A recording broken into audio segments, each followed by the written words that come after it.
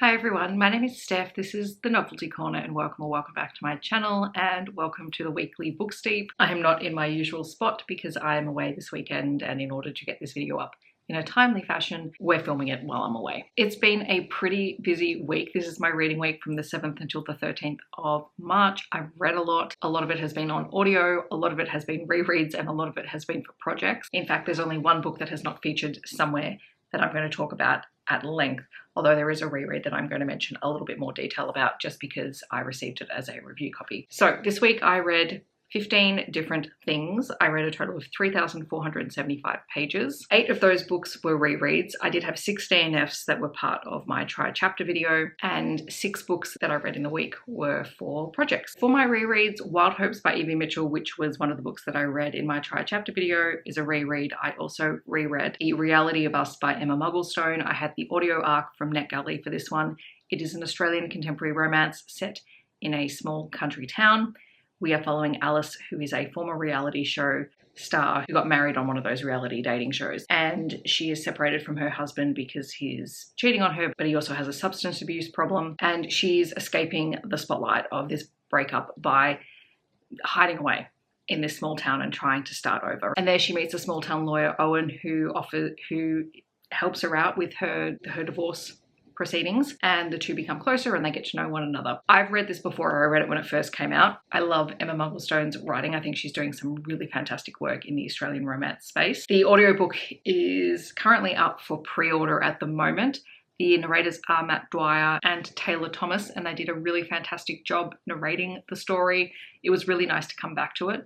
So while it is familiar to me, it was nice to come back and revisit it as an audiobook. And yeah, it was just kind of a really kind of perfect read for the time that I read it. I also reread the entirety of the Innkeeper Chronicles by Ilona Andrews on graphic audio, again for the second time this year. I finished it yesterday on the 13th of March, so I have listened to the entire series twice since the start of the year. It won't be the last time. Then for project books, I talked about A Murder is Going Down, Voidverse, and When the Moon Hits Your Eye by John Scalzi in my long weekend vlog, and then After Tonight by Lady Marie and Wild Hopes by Evie Mitchell in my try chapter vlog, and coming soon you will hear me talk about a Louisa Masters book in my buzzword reading vlog. I'm currently in the middle of the next book for that reading vlog as well, so that should hopefully be out the video after this one, maybe, fingers crossed, if I get everything organized. Which leaves me with one book to talk about, which is Fake the Shot by Olivia Lynd. It is the second book in the SLC Sting series. It is also one of the books that I was planning to read for my series to catch up on. I had the best time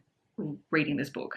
So the thing with the SLC Sting universe is that we have trans protagonists in the series, and in this case our female protagonist is trans, but it's not a central part of the story. She's transitioned, she's living her best life, her family is supportive of her. That's all good. It's not an issue. It's a non-issue in this book. So we have Emery. She is a veterinarian and her father is a veterinarian and a very prominent, very well-known vet. And she currently works for him. However, it's not quite going the way that she expected. He doesn't trust her to do the surgeries or to do the things that she's qualified to do. And so when her best friend, who is the protagonist from the first book in the series, suggests, why don't you just come out here, spend some time with us. Her friend's father's house is empty after he passed away. She hasn't sold it yet. She's like, come and stay at the house, get a job somewhere in town, just have some distance and see what you can do with your life. And Emery decides to go for it because she trusts herself. She knows that she's passionate and good at her job. The only trouble is that Caden, who is a professional hockey player with the Sting, who is an absolute cinnamon roll of a character, like green flags all the way, but has a reputation of being a playboy. And the team owners have decided to take issue with that. And so he decides that he needs to be in a fake relationship to prove to people that he is not just sleeping around. And he hasn't for a while. He and Emery don't have the best relationship. It's kind of a dislike to love situation because Emery just thinks of him as a charming playboy who is not serious about anything, whereas he is deeply fascinated with her. And the two become closer. They end up fake engaged at one point as well. And honestly, it was just really fun and delightful. Emery is settling into her new job. Caden is being targeted in a media smear campaign, which is patently untrue. He and Emery actually discovered that they do get along. They like to push each other's buttons, but they get along really well. And they also have this shared love of movie quotes. If you like movies, the quotes that you get in this book are just fabulous. It's really well written. It's really fun. I really, really enjoyed the whole thing. It was good.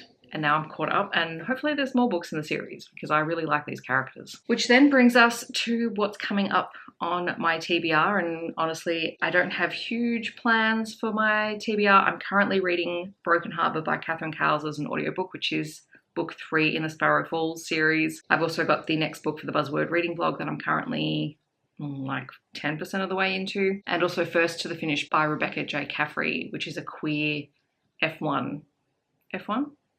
Queer racing romance. Anyway, I have that as a review copy to read. I think that's coming out in the next week or so. So those are the kind of the things that are mostly on my radar, but we'll see what I read when I read it. So this is a super short wrap up, but this reading week was good. Like it's never a bad week when it's never a bad week when I'm reading Ilona Andrews and basically marathon a series, but it probably does indicate something about my week when that happens. In the comments, I would love to know what you've been reading over the past week. If you've read any of these books, feel free to chat to me about it down below, or feel free to share how your reading week is going. Otherwise, feel free to leave a book stack emoji to let me know that you're here. I hope that wherever you are in the world, you're staying safe and healthy, and I'll see you in my next video.